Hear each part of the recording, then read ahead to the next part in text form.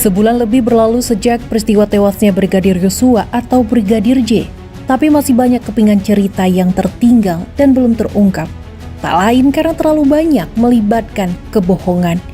11 Juli 2022, dalam konferensi pers pertama kasus ini, Mabes Polri menyatakan Brigadir Yosua terbunuh dalam baku tembak dengan Barada Eliezer. Dalam dugaan Polri, Barada Eliezer melindungi Putri Chandrawati selaku istri Irjen Ferdy Sambo dari pelecehan seksual yang dilakukan Brigadir Yosua. Karopemnas Divisi Humas Polri Brigjen Ahmad Ramadan menyatakan Brigadir Yosua melepaskan 7 tembakan, dibalas 5 tembakan oleh Barada Eliezer. Namun, ada sekian banyak kejanggalan dari kelanjutan kasus ini. Dari hasil pemeriksaan Komnas HAM, beberapa kejanggalan dari cerita kronologis awal diakui oleh Ferdy Sambo sebagai skenario yang ia rancang sendiri. Saudara FS ini dia pada pokoknya mengakui 2 hal. Pertama, dia mengakui bahwa dialah otak pembunuhan atau penembakan saudara Joshua.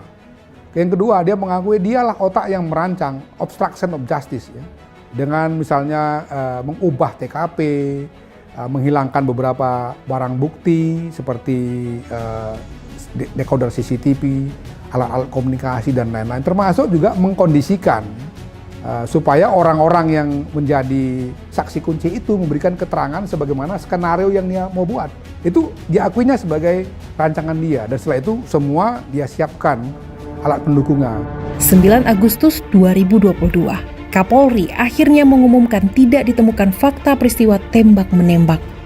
Irjen Pol Ferdy Sambo ditetapkan sebagai tersangka menyusul penetapan 3 tersangka lain. Sambo disebut menjadi dalang yang memerintahkan Barada Eliezer untuk menembak Brigadir Yosua. Terbaru, tim Sus Polri juga menetapkan Putri Chandrawati sebagai tersangka dalam kasus pembunuhan berencana ini. Komnas HAM ikut meyakini bahwa penembakan terhadap Brigadir Yosua dilakukan bukan oleh Barada E seorang. Ya, kami meyakini bahwa memang tidak mungkin itu dilakukan oleh seorang Richard sendirian, karena misalnya arah peluru datangnya dari tempat yang berbeda, ya. Artinya tidak mungkin orang yang sama berbolak-balik dari satu tempat ke tempat lain untuk melakukan tembakan. Yang kedua juga indikasi bahwa pelurunya jenisnya juga berbeda. Satu, posisi tubuh Joshua dengan di posisi tubuh yang lain itu ada ukuran yang berbeda satu dengan lainnya. Jadi sangat mungkin memang terjadi bahwa itu dilakukan oleh lebih dari satu orang. Dan dalam hal ini kalau kita merujuk kepada pengakuan Richard, selain Richard itu ya tadi dikatakannya adalah saudara FS. Detail kronologi terbaru yang disampaikan tim Sus Polri menunjukkan kejinya peristiwa penembakan ini. Ferdy Sambo, Brigadir Eliezer, Kuat Maruf, Bribka Riki bersama Brigadir Yosua berkumpul di ruang tamu rumah dinas Sambo. Yosua diminta berlutut menghadap pintu kamar mandi sambil melipatkan kedua tangan di belakang kepala. Di hadapannya, Richard tengah mengacungkan pistol. Ferdy lalu berteriak memerintahkan Barada E melepaskan tembakan. Maka terjadilah Richard melepaskan peluru dari jarak sekitar 2 meter dengan pistol Glock 17 sebanyak 3 kali ke arah Yosua. Yosua tersungkur sementara kaos putihnya bersimbah darah. Seakan tak cukup menurut Richard dalam keterangannya kepada polisi, Sambo kemudian menambahi dengan menembak 2 kali bagian belakang kepala Yosua hanya dalam jarak sedekat 16 cm atau sepanjang sedotan minuman.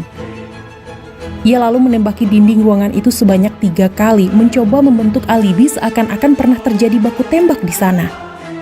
Terakhir, Sambo mengoleskan sisa jelaga dari sarung tangan hitamnya ke tangan jenazah Yosua demi melengkapi narasi kebohongannya. Puzzle ini belum terangkai lengkap. Kepingan yang diperoleh kadang menuntun pada gambaran lebih utuh, kadang malah menenggelamkan kita pada kebingungan baru.